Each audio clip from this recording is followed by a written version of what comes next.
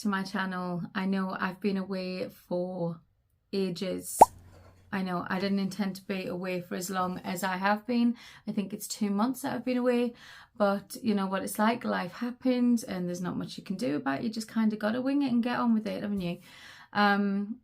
Before I get into anything, let me introduce myself to anybody that is new to our channel. Hi, my name is Amanda. I am a mummy to 9 children, 2 boys and 7 girls, and I have a gorgeous little boy in the stars who is my gorgeous little number 10, and he lights up the sky at night. I'm also married to Kevin, who is, I'd love to say gorgeous, but a pain in my backside as well. We've been together for way too long, 23 years. We've been together 23 years, wow. Every time I say that, it's like, whoa, 23 years. We've been married for almost 19 years. That's like a lot. We did get together when we were really young. I actually met him when I was 15, and yeah, we got married when I was 19 and had lots of children. Beautiful story. Anyway, moving on to what this video is about. I want to give you a little update on what's been happening with us, because we have been away for quite a while, and let me tell you, there's been a lot. It's been a busy couple of months, like a lot.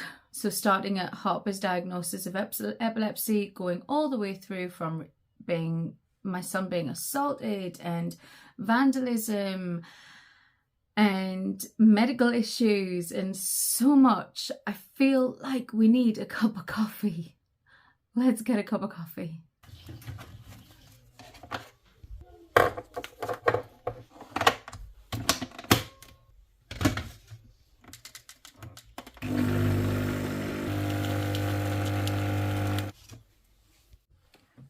Okay, so it's been a really long couple of months, like I said, but it was a really long 2023.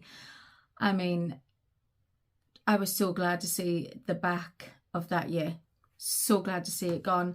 Only for us to walk straight into 2024. You know how it is. I think everybody hopes for the next year to be even better, but then it brings so many more challenges and hurdles to get over. And, you know, you just got to do it. It's life, isn't it? You know, we try our best and we crack on.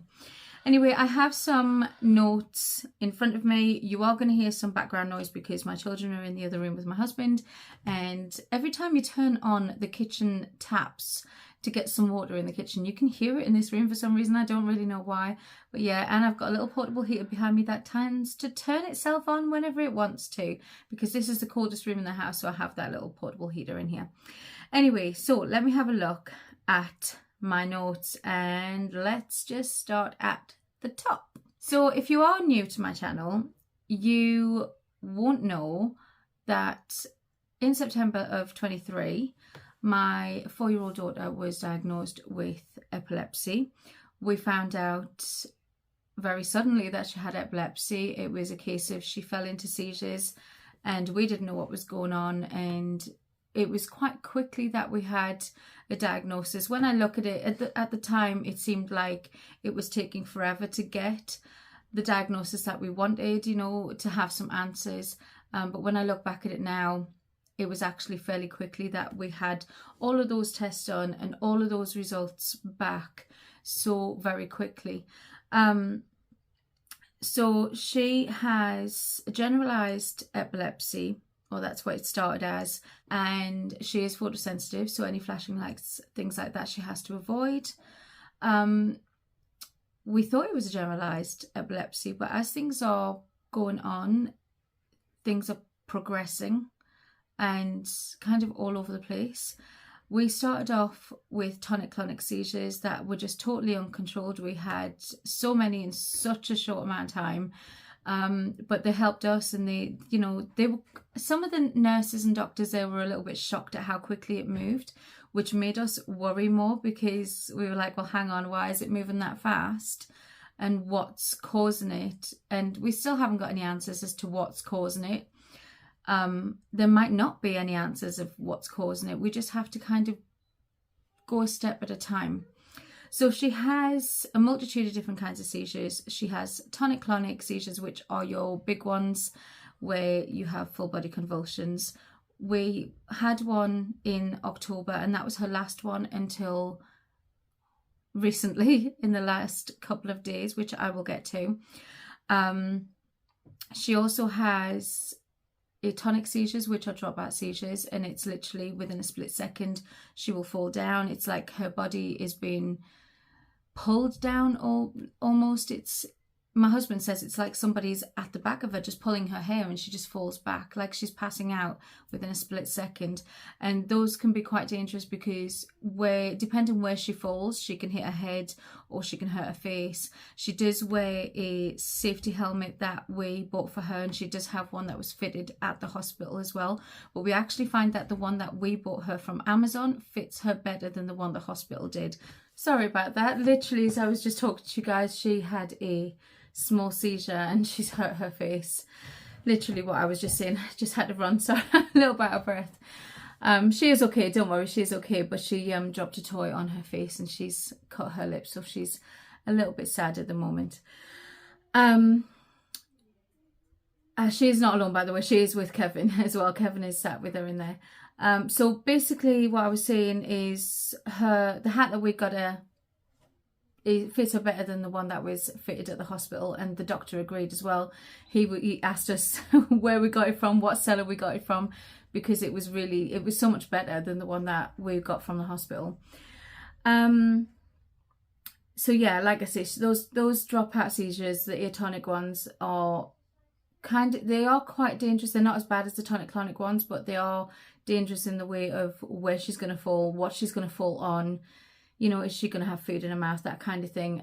So we're constantly on watch all the time. One of us is always with her. She's never left alone. She also has myoclonus seizures, which are like muscle spasms almost. Like she'll be sitting there 1 minute and her arms will go up in the air. She gets frustrated with those ones. Anything that's in her hands, she'll drop. So we had a bit of an issue with cereal. She always has hold of her bowl when she eats her cereal, and it tends to go up in the air. And at first she was really frustrated with it and she would cry, and then she didn't want to eat cereal anymore, but it was her favourite and we didn't want to take that away. So we kind of made a bit of a joke about it, and now if it happens, she tends to, sorry, I've got a stray here. Now she tends to laugh at herself if she spills it. So we don't want her to be embarrassed of herself or frustrated with herself. We want her to be able to laugh it off and, know that it's a serious thing that she really needs to take care of, but also have that more fun side where she can say, oh, silly me, I did this. Never mind, let's move on. If you understand what I mean. Over the last couple of days, she has actually had absent seizures, and she's only had a couple. I've noticed that she feels dizzy beforehand as well. So that is something that's ongoing in discussion with her epilepsy nurse and her doctor that she has.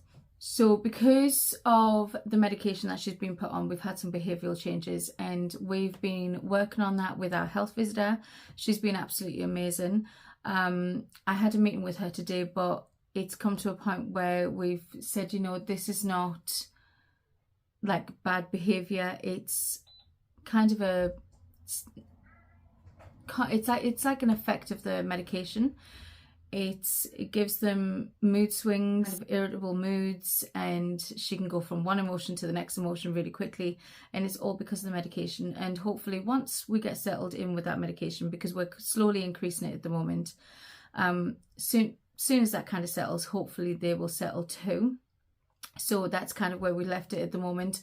We just need to get the medication flowing in the right way. We're still waiting to hear from our pediatrician about a full autistic assessment. Although she's had smaller assessments done, she needs to have this face-to-face assessment to figure out what's going on with the autism. Because of COVID, there's a really, really long waiting list where everything's kind of backlogged. So everybody's sitting in limbo at the moment and waiting for that. So we haven't had a formal diagnosis of autism, but it's most definitely there. I've had a lot of health professionals say you can see it a miles away that it's there. And once I get the help, they keep saying to me, once you get the help that you need, you'll be able to handle it better. But because of this backlog, it's going to take a while for us to get there. Again, that brings me to the whole potty training, and she has a dummy now, which we got rid of the dummy when she was tiny, and now she wants the dummy back, and we've gone backwards from potty training back into nappies. And funnily enough, I had a discussion with my health visitor today, and she'd been doing some research with some other doctors and whatnot, and she said that actually it's really common for children that have formed epilepsy in a young age to kind of backtrack to where they started at the beginning with things like potty training and dummies and speech and things like that. And basically, I got to start at the beginning like she's a toddler and go through the motions again of teaching her how to use the potty, and that we don't need the dummy, and how to be independent. So we've got to start at the beginning like she's a toddler. I think she said something down to it's a memory block that kind of makes her forget of how, you've got to go to the bathroom and things like that. So again, something we're working on with her. So she's got a lot of things going on. Over the last couple of days, it's been traumatic to say the least. We had one particular day where she had a cluster of tonic-clonic seizures, and that's the bigger ones, like I said, the whole body convulsions, the scary ones as I call them, because you never know how they're gonna go.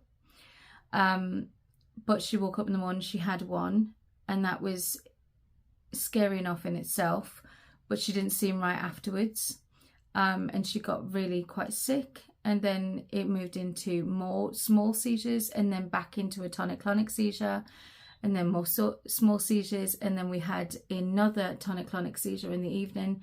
And at that point we said, no, something's not okay, we really need her to be in the hospital. So we rang the hospital and said, look, we need to bring her in because she's not okay, something's wrong. And they said, actually, don't bring her up here yourself, get an ambulance, because if she has another one, it might not be so good. So at least she'll be in the ambulance for the transport.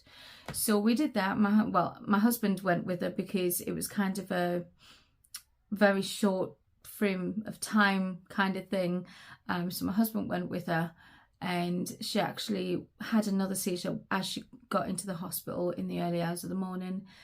And yeah, they couldn't find anything that was causing it. They checked her for any infections. They did blood tests, they did things like urine tests, anything like that. They checked her for any kind of infection. Her temperature was slightly raised, but there wasn't anything to say that anything was going on. So at the moment, we're still kind of left in limbo as to why that happened, but she's been all right, touch wood, since that happened. Obviously, she has her dropout seizures, she has them daily, so we're kind of used to those ones. We're at the moment increasing her medication over the next 4 months. We're taking it up in a two-weekly kind of time frame. And we do that for 4 months, and we're taking her up just a little bit gradually, and we're hoping that that's gonna get rid of those smaller seizures. If it doesn't, our consultant that deals with Harper directly, he is thinking that maybe she would need another medication, a different kind, which we've already been given, but been directed not to give her yet until we're told to give it to her, that he feels that there's a reason to give that to her.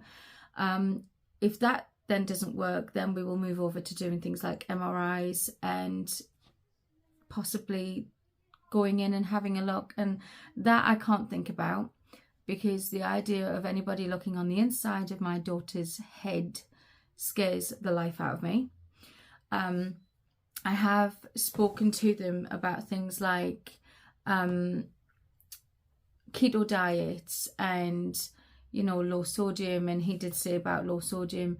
But the keto diet has to go through Great Ormond Street because it's a little more complex than just your standard, oh, let's go on the keto diet, you know. So yeah, we're just kind of taking it step by step at the moment and being there for her as much as we possibly can. At the moment, Kevin is not working. I don't know if I've mentioned before, but Kevin has his own business and he's not been working lately. He's been spending his time at home because it takes two of us if she has one of the biggest seizures, and we both need to be there. And yeah, it's definitely created a financial strain because we're both here and not working. And so I've got a stray hair that is dangling somewhere and it's driving me bonkers right now. So if I look like I'm playing with my hair every 2 seconds, I am, because I'm sick of this stray hair and I can't find it. Anyway, yeah, so we're finding our feet with everything in respect to Hopper's diagnosis and how we're trying to manage financially and planning and getting everything in the right place. It is difficult, but one day at a time, one foot in front of the other. Tomorrow's another day, as my nana used to say all the time. So yeah, we've got that. Now, let me tell you, we had all that going on, and that has been really difficult and really time consuming. And yeah, I mean, time consuming, we're not worried about that. It's our daughter. We do it in a heartbeat. Do you know what I mean? But on top of all of that, we have had so much happening. So our eldest son, he's 18. He was out and about with his friends one night. They got separated. And long story short, my son was assaulted by an older man that didn't seem very nice. And it was quite a nasty hit. He did get hit in the face and it wasn't very nice. He did land in the hospital that night because when he came in to the house, he actually fell unconscious for about a split second. He just had kind of a blacked out moment, which resulted in an ambulance being called to our house. It damaged, which side of his face was it? I think it was this side of his face, if I remember correctly. It was all kind of swollen up. His eye was all swollen. His jawline was swollen. He kept complaining of pain around his jaw. So he was taken into hospital. He did have a nasty concussion. But yeah, the police were involved, but they didn't have enough evidence to prosecute the person that had done it. He's not known to us. He wasn't known to my son very well. He knew of him, but he didn't know him. So yeah, because the place where we live is quite small, so everybody knows everybody. But yeah, there was not enough evidence to do anything about it. So that kind of shook us up at the start of Christmas. And yeah, my son was frightened to show his face on any of the videos that we tried to do over Christmas because he felt really ashamed that he had this black eye. And he really did have a black eye. He's not the fighting type. He's not the type to get into altercations. My son's the joker of the group. He likes to make people smile. He likes to make people laugh. He doesn't like to get into altercations, things like that. So I think it made him feel very uncomfortable. So that happened. And then a little while later, we had, how do I put it? There was some vandalism to our home. We had some damage done to our front door. And then a few nights later, we had our windows that are behind me here smashed. My neighbour next door was frightened to come out of her front door because she was on her own. She's quite a small lady, and she was scared to come out of her door. Our neighbours across the street were wondering what on earth was going on because we just had groups and groups of boys, what looked like gangs, in the street. Yeah, it wasn't fun. It really wasn't fun. So when the windows here got smashed, it kind of gave a sense of I can hear Mackenzie crying. Don't worry, Kevin's with her as well. It kind of gave a sense of not feeling safe in our own home. We had all our windows boarded up for a while because we couldn't get the panes of glass because it was Christmas time. It was too difficult to get the panes of glass cut at the right time, so we kind of had to spend Christmas with these boarded up windows that just didn't feel secure at all. The girls didn't feel safe in the house. We installed security cameras, and yeah, we've had we put in alarms on our windows, alarms on our doors, things like that, just to make sure that the kids felt safe first and foremost, because they really didn't feel safe. And you know, that if anything were to happen, then we would have that security, so we'd have that warning to get up and do what, you know, get the kids out of the house. Since then, we've had a lot of incidents in our area with police. We woke up the other morning and our street was just filled with police everywhere, in the middle of the road, walking up and down the street. They had people in cuffs, and we were like, okay, do we want to be living here anymore? You know, there's so much happening. Do we really want to be living in this area? It's kind of gone really bad lately, so we don't feel particularly safe. We have been looking at houses, we have been looking at different areas, and we have been looking at moving. We have found one particular house that we just don't know if we want to go to the area it's in. The house itself, oh, it's amazing. I love it. It's huge and it's just gorgeous, but the area we're not too sure of, so it's kind of, we're all, you know, trying to make decisions at the moment. So that's all been happening. There's just so much going on. In the midst of it, I had a diabetes diagnosis. I was diagnosed with type 2 diabetes. So that was kind of another thing that went on. I was just like, at that point, I was like, oh my goodness, okay, can we take any more? And I really shouldn't have asked the question if anything else was going to happen, because you know, as soon as you ask that question, something else is bound to happen. Then we went through a phase with Mackenzie where she wouldn't eat, she wouldn't drink bottles. We tried her on solid food, she just wasn't interested, and her weight was getting lower, and her doctor then became quite concerned that she wasn't gaining any weight, she was losing it. And we were like, okay, what do we do here? Are we going to have to put her on a feeding tube because she won't feed? We were getting really quite worried. Thankfully, touch wood, she has started really taking solids foods. The more tastes she has, the more she enjoys. So she's been feeding really well over the last couple of days. I'm going to touch every bit of wood because I feel like I've just jinxed it by saying, you know, how good she's doing. And she's been taking her milk as well. I've literally just had a conversation with the health visitor today as well about that, and we're going to take her to the local children's centre to get her weighed again in a couple of days to make sure that she's going in the right direction. It's been a road, let me tell you, it's been a road. She's so adamant. When she does not want to eat and when she does not want to drink, she will not. And she is definitely a strong-minded 6-month-old baby, let me tell you. So yeah, that's been a battle and a half, because we were really starting to get worried that something was really wrong, why she wouldn't eat.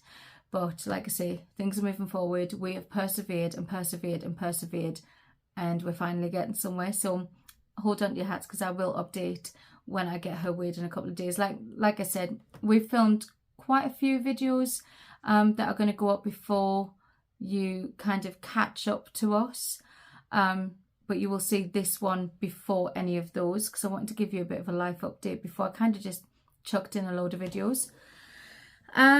What else has been going on? We did try and put the children back into public school, into a mainline school, because we had so much going on, so many things that we needed to be doing, so many places we needed to be, appointments, everything. We just were trying to keep up. So we did inquire about putting the kids back into public school, just to kind of give us that bit of breathing space. But there wasn't any places. We tried multiple different schools and they were all so overrun. They had no spaces for any more children. We even rang into our local council to give us a little bit of help, a little bit of guidance to see if we could get them back into a school. But we had no such luck. We had no such luck whatsoever.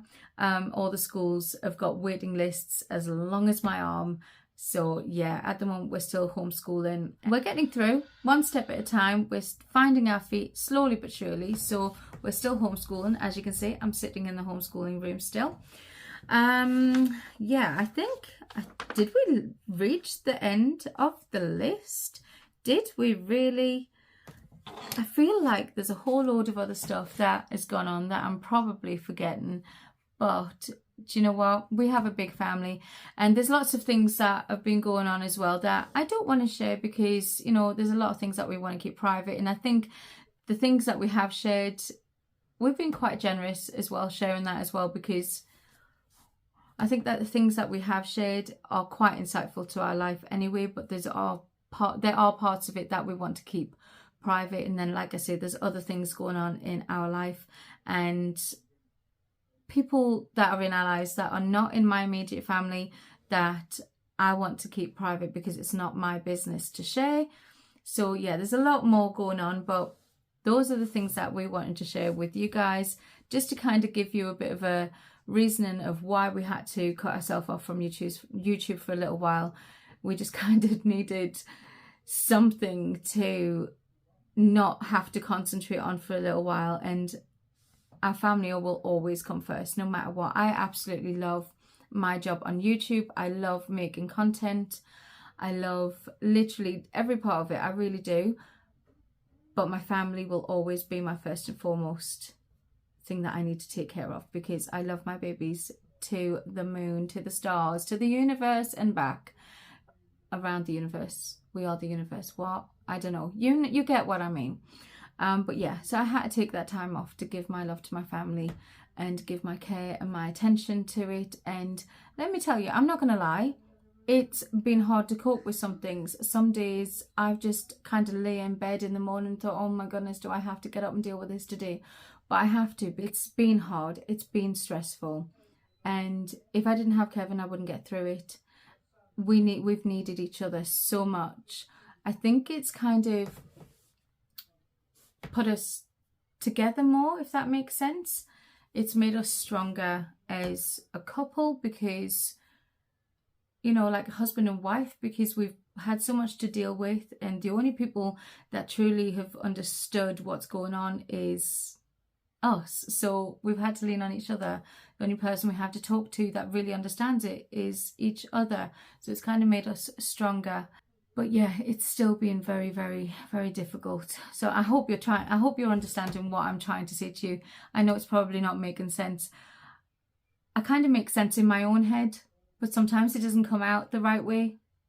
If that makes sense. say what I mean. But anyway, it is now 10 to 9 in the evening.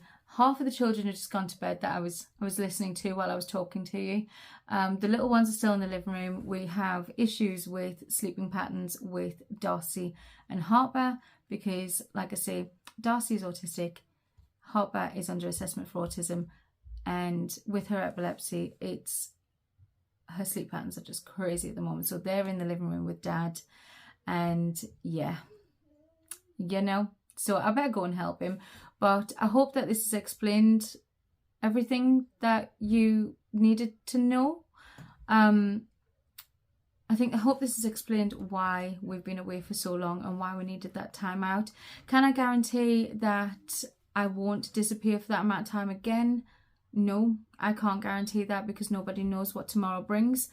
It might get down the road in it's, you know, a week from now and I need to go again, or it could be a year or 2 years, or it could be, you know, a month from now that I need to take a break out of YouTube again. I can't guarantee when it's going to happen because I've got a lot going on and my family need me. So I know that kind of creates a sense of uncertainty, but that's kind of all that I can do right now, until we find our own feet with this whole situation that's going on. As a family, it's affected all of us. So we're all kind of trying to work out what routines where, you know, who's going to be where, when, how we're going to handle this, how we're going to handle that, what we're going to do. So yeah, we need to just find our way through that first. and then we'll know for certain what everything else is going to do. So it's like a jigsaw puzzle, really, isn't it? It's trying to piece everything back together when your whole family life has been thrown up in the air and kind of jumbled around. It's just a jigsaw puzzle that you have to put together. But on the plus side, we have planned to go away just for a few days, and I can't wait. It's nowhere special. It is absolutely nowhere special, but it's away from this house. It's away from stress.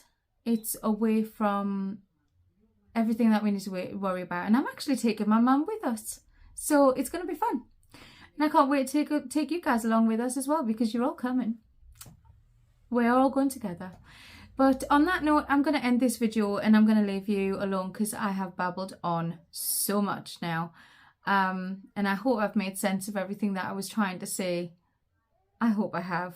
I am going to film another video in about 2 seconds because I've got some other stuff that I need to do. So I'm going to crack on and get that done.